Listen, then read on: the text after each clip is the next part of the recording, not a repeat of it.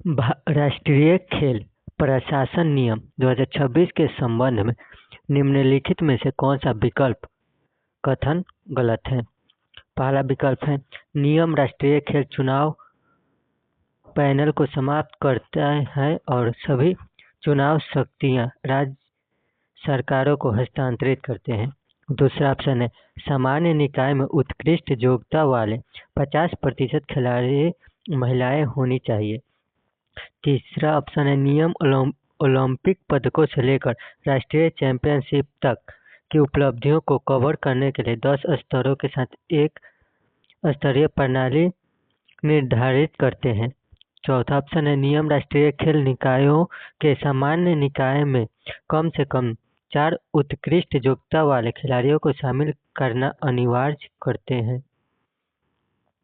तो राष्ट्रीय खेल प्रशासन नियम 2026 के संबंध में कौन सा कथन गलत है? नियम राष्ट्रीय खेल चुनाव पैनल को समाप्त करते हैं और सभी चुनाव शक्तियां राज्य सरकारों को हस्तांतरित करते हैं।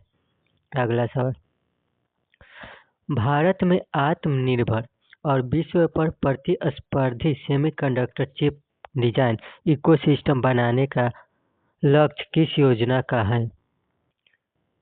तो भारत में आत्मनिर्भर और विश्व स्तर पर प्रतिस्पर्धी सेमीकंडक्टर चिप डिजाइन इकोसिस्टम बनाने का लक्ष्य डिजाइन लिंक्ड इनिशिएटिव DLI योजना का है।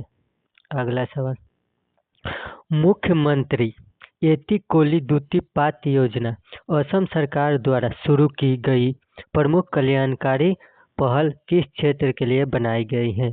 तो मुख्यमंत्री एतिकोली द्वितीय पात्र योजना असम सरकार द्वारा शुरू की गई एक प्रमुख कल्याणकारी पहल चाय बागान के लिए बनाई गई है।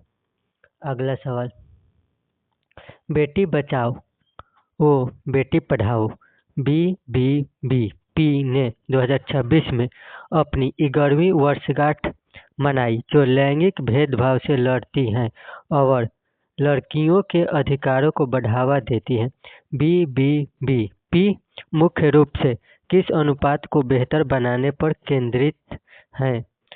तो बेटी बचाओ बेटी पढ़ाओ BBBP मुख्य रूप से जन्म के समय लिंग अनुपात को बेहतर बनाने पर केंद्रित है। अगला सवाल, भारत सरकार द्वारा जनवरी 2026 में शुरू की गई 3 वर्षीय सार्वजनिक निजी भागीदारी PPP परियोजना पाइपलाइन में लगभग कितने मूल्य की परियोजना शामिल है? तो भारत सरकार द्वारा जनवरी 2026 में शुरू की गई 3 वर्षीय सार्वजनिक निजी भागीदारी PPP परियोजना पाइपलाइन में लगभग 17 लाख करोड़ मूल्य की परियोजना शामिल है। अगला सवाल, भारत सरकार द्वारा महिलाओं और बाल कल्याण के लिए कॉर्पोरेट सामाजिक उत्तरदायित्व भागीदारी को सुव्यवस्थित करने के लिए शुरू किए गए एकीकृत पोर्टल का नाम क्या है? तो भारत सरकार द्वारा महिलाओं और बाल कल्याण के लिए कॉर्पोरेट सामाजिक उत्तरदायित्व भागीदारी का सुव्यवस्थित करने के लिए शुरू किए गए एकीकृत डिजिटल पोर्टल का नाम पंखुड़ी है। अगला सवाल, ओमोनिया इनिशिएटिव हाल ही में खबरों में था, यह सब क्या है?